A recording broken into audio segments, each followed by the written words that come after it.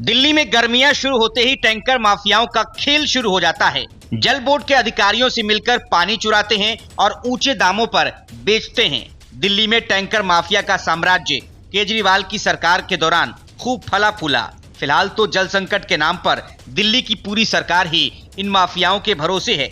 Supreme court ने इसी वजह से केजरीवाल सरकार को जमकर फटकार लगाई और पानी की बर्बादी और टैंकर माफिया को लेकर फटकार लगाते हुए कोर्ट ने पूछा कि आखिर सरकार इन्हें रोकने के लिए क्या एक्शन ले रही है। सर्वोच्च अदालत ने कहा कि टैंकर माफिया पर यदि सरकार एक्शन नहीं ले रही है तो दिल्ली पुलिस को इसके लिए आदेश दिया जाएगा। पानी की बर्बादी रोकने के लिए क्या क्या कदम उठाए गए ये बताते हुए एक हलफनामा दाखिल करने को कहा गया है। भीषण गर्मी के बीच राजधानी दिल्ली में लाखों लोग जल संकट का सामना कर रहे हैं। पड़ोसी राज्यों से अधिक पानी दिलाने की मांग को लेकर आम आदमी पार्टी सरकार ने सुप्रीम कोर्ट का दरवाजा खटखटाया है। हिमाचल और हरियाणा को दिल्ली के लिए अतिरिक्त पानी भेजने का आदेश दे चुकी अदालत ने अब दिल्ली सरकार से पानी की बर्बादी और टैंकर माफिया को लेकर सवाल पूछे हैं। अदालत ने कहा कि लोग परेशान हैं, हम भी न्यूज चैनल्स पर तस्वीरें देख रहे हैं। सुप्रीम कोर्ट ने दिल्ली सरकार के वकील से पूछा कि गर्मियों में पानी की बार बार किल्लत होती है तो पानी की बर्बादी को रोकने के लिए आपने क्या कदम उठाए हैं। दिल्ली सरकार की ओर से कहा गया कि उन्होंने इस दिशा में कई कदम उठाए हैं। इस पर कोर्ट ने कहा कि क्या क्या उपाय किए गए हैं ये बताते हुए एक हलफनामा दायर करिए।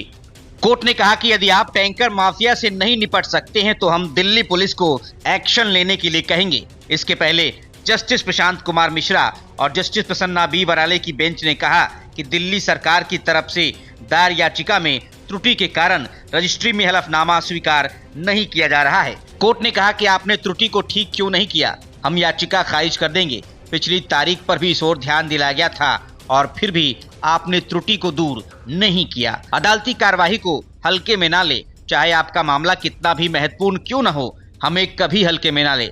फाइलिंग स्वीकार नहीं की जा रही है। आप सीधे कोर्ट को कई दस्तावेज सौंपते हैं और फिर कहते हैं कि आपके पास पानी की कमी है और आज ही आदेश पारित कर देते हैं। आप सभी तरह की अति आवश्यकता का हवाला देते हैं और आराम से बैठे रहते हैं। सब कुछ रिकॉर्ड में आने दे। कोर्ट ने सुनवाई में आगे कहा कि वो मामले की सुनवाई से पहले फाइलें पढ़ना चाहती है क्योंकि अखबारों में बहुत सी बातें छपी हैं। पीठ ने कहा कि अगर हम अपने आवासीय कार्यालय में फाइलें नहीं पढ़ेंगे तो अखबारों में जो कुछ भी छप रहा है उससे हम प्रभावित होंगे। ये किसी भी पक्ष के लिए अच्छा नहीं है। Bureau report, news of India.